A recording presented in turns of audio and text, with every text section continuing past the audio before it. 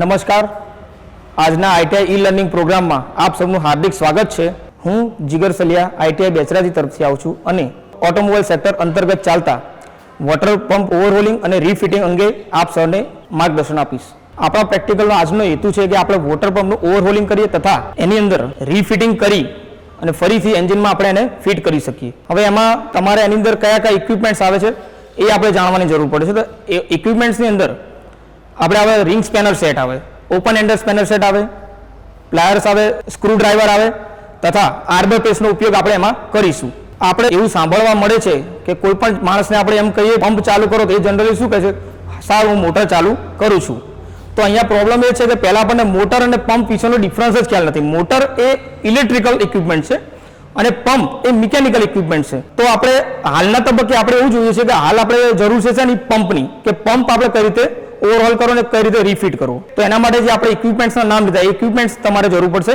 પછી એ ઇક્વિપમેન્ટ્સથી આપણે શું કરીશું કે એ પંપ જે ખરો એને આપણે જે એન્જિન છે ડીઝલ એન્જિન એમાંથી આપણે ખોલીશું, એના પાર્ટ્સને ઇન્સ્પેક્ટ કરશું અને એમાં જો કોઈ ખામી દેખાય તો આપણે એને ક્લિયર કરવાનો ટ્રાય કરીશું. આ છે આપણું ડીઝલ એન્જિન. અને ડીઝલ એન્જિનમાંથી પંપ ખોલવા માટે આપણે પહેલાંની સિક્વન્સ જાણી લઈએ કે કઈ રીતે એને પંપ ખોલવો. તો એની પહેલાં એની સિક્વન્સ છે, એની અંદર આપણે રેડિએટર ખોલવું પડશે પહેલાં. ત્યારબાદ આપણે એના પછી રેડિએટરની પાછળ જે કુલિંગ ફેન આવે છે એ ફેન ખોલવો પડશે. ત્યારબાદ એના પછી આપણે જે પંપનું કેસિંગ આવે એ ખોલીએ ત્યારે આપણને અંદરથી પંપ જોવા મળશે કે પંપ કેવો હોય છે. આપણી પાસે રેડિએટર ખોલવા માટે આ બે પ્રકારના સ્પેનર છે. આપણે આ સ્પેનરની મદદથી રેડિએટરને ખોલવાનો પ્રયત્ન કરશું.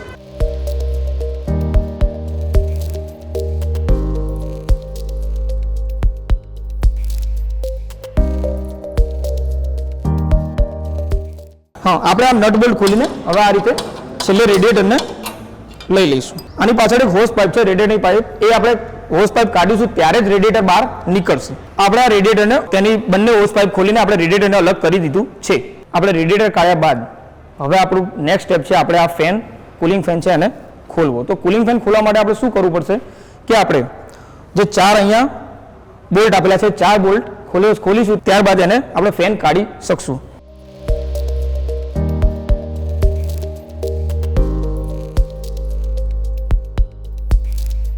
આ આપણે ફેન કાઢી લીધો છે. કુલિંગ ફેન કાઢ્યા બાદ હવે આપણે બંને હોસ પાઇપ જે છે મોટા પંપની એ આપણે કાઢીશું. હવે આપણે બંને હોસ પાઇપના એન્ડ્સ કાઢી લીધા છે. આપણે હવે જે નેક્સ્ટ સ્ટેપ છે એ છે આપણે આ કેસિંગને, જે વોટર પંપનું કેસિંગ છે એને પૂરેપૂરું ખોલવું. તો એના માટે આપણે શું છે કે કેસિંગની પાછળની સાઈડ બે નટ એન્ડ બોલ્ટ આપેલા છે એ આપણે ખોલીશું, ત્યારબાદ જ એને ખોલી શકશું.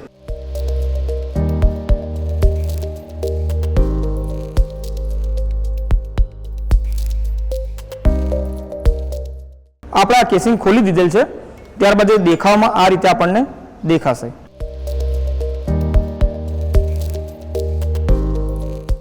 આપણે હવે આ જે બે સ્પેનર છે એની મદદથી આપણે કેસિંગને આખે આખું ખોલીશું. તો એના માટે આપણે 3 સ્ક્રૂ છે અહીંયા એ આપણે ખોલીશું.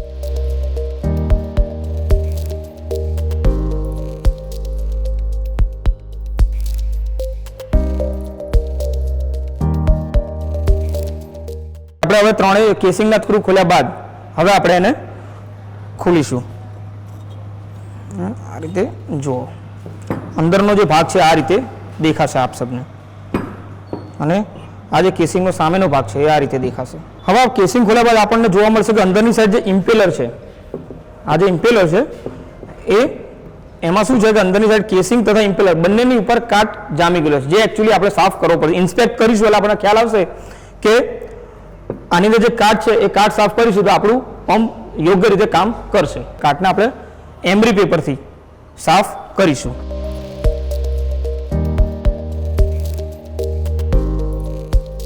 આપણે ઇમ્પેલર સાફ કર્યા બાદ આવું દેખાશે. અંદરના જે ભાગો છે જેમ કે બેરિંગ, ઓઇલ સીલ, એને આપણે ખોલીને સાફ કરીશું અને ઇન્સ્પેક્ટ કરીશું. હવે આપણે આ જે ભાગ છે એને વાઇસ પર ફિટ કર્યો. વાઇસ પર ફિટ કર્યા બાદ આ આપણું ઇન્સ્ટ્રુમેન્ટ છે કે એને કહેવાય છે પુલર. પુલરની અંદર શું છે કે 3 જોઝ આવે આ રીતે. જોઝ એટલે કે તમારા જે આપણે એને પકડવા માટેના ચીપિયા ટાઈપ, બરાબર. તો એને આપણે એ લગાવીને અને રિંગ સ્પેનરની મદદથી ઉપરથી આપણે સેન્ટર બોલ્ટ છે એને ઘુમાઈશું.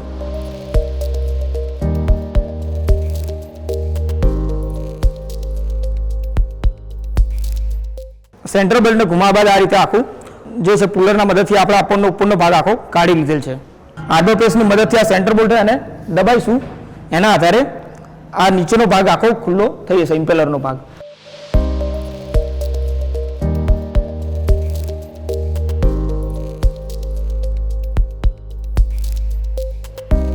આર્બર પ્રેસની મદદથી આપણે કેસિંગમાંથી ઇમ્પેલર બહાર કાઢેલ છે. હવે આપણે આર્બર પ્રેસની મદદથી આપણે બેરિંગને શાફ્ટમાંથી છૂટો કરીશું. આપણે કેસિંગમાંથી હવે આ બેરિંગ છૂટું પાડેલ છે. આપણે આ કેસિંગ ખોલ્યા બાદ અંદરની સાઈડ આપણી પાસે પંપ શાફ્ટ છે, ત્યારબાદ આ બેરિંગ છે, ત્યારબાદ આપણી પાસે ઓઇલ સીલ છે અને આ ઇમ્પેલર છે. આટલા ભાગ આપણને જોવા મળ્યા. આ જે આપણી પાસે દરેક પાર્ટ્સ છે, આ દરેક પાર્ટ્સને આપણે ઇન્સ્પેક્ટ કરીશું. કોઈ એની અંદર આપણને કોઈ ખરાબી લાગે તો આપણે એ પાર્ટ્સને બદલીશું. ફોર એક્ઝામ્પલ ઓઇલ સીલ છે, તો ઓઇલ સીલ આપણે દરેક વખતે જ્યારે પણ ખોલીએ ત્યારે પણ આપણે એને ચેન્જ કરવી જ પડે છે. એ રીતે ઇમ્પેલર છે, તો ઇમ્પેલર આપણે સાફ કરી દીધું પહેલાં, ત્યારબાદ એવું લાગે કે ઇમ્પેલરમાં કોઈ ડિફોર્મેશન કે એ રીતનું હોય તો એને પણ આપણે ચેન્જ કરવી પડે. આપણા પાર્ટ્સનું ઇન્સ્પેક્શન કર્યા બાદ હવે આપણે જે સિક્વન્સની અંદર, જે ક્રમની અંદર આપણે એને ખોલ્યા હતા એ જ ક્રમની અંદર આપણે એને ફિટિંગ કરશું.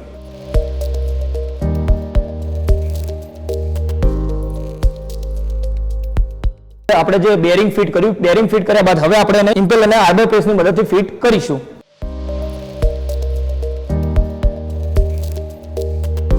આપણે જે અંદરના ભાગ હતા જે વોટર પંપના ઇમ્પેલર્સ ને બધા ફિટ કર્યા બાદ હવે આપણે આ જે આખું હાઉસિંગ છે એને એન્જિન પર માઉન્ટ કરીશું.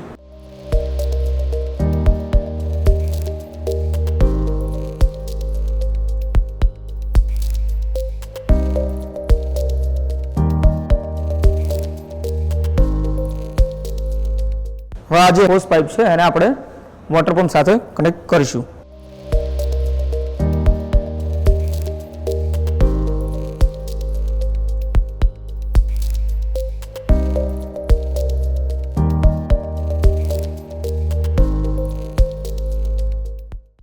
હવે આપણે આ ફેન લગાવીશું.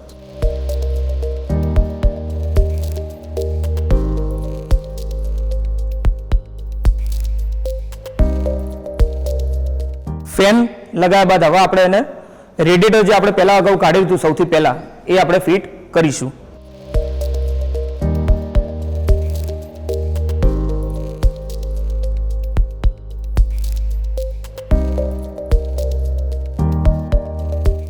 રેડિએટર ફિટ કર્યા બાદ આપણે હોસ પાઇપનું જે કનેક્શન બાકી હતું એ આપણે રેડિએટરમાં ફિટ કરીશું.